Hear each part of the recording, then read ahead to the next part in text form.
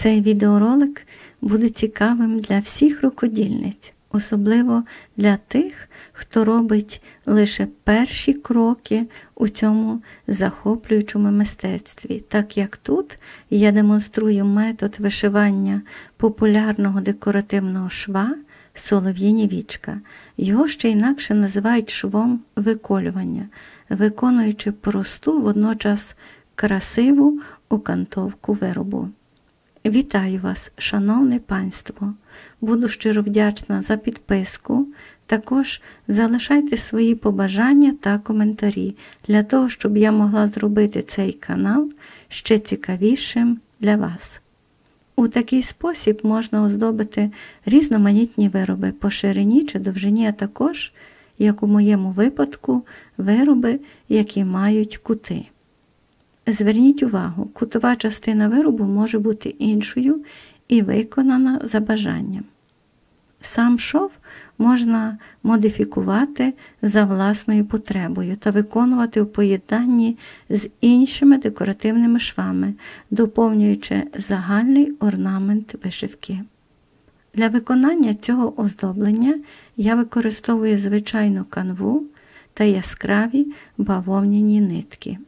Підбір матеріалу, величина стіпків та розміри вишивки можуть бути довільними.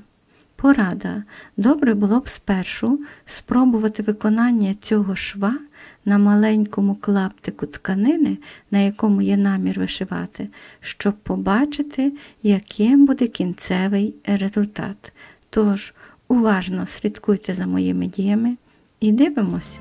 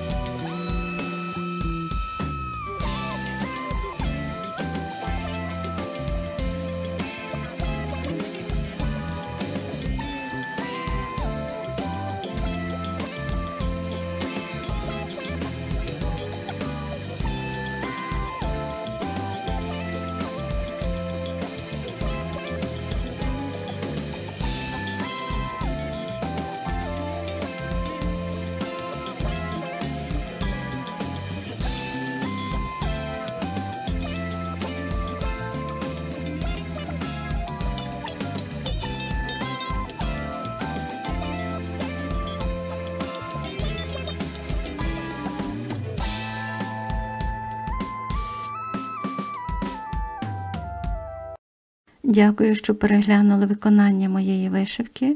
Надіюся, вам сподобалось і стане корисним. Тож долучайтесь, разом ми примножимо вічне мистецтво краси. З вами була Оксана Благута. Зробіть цю красу.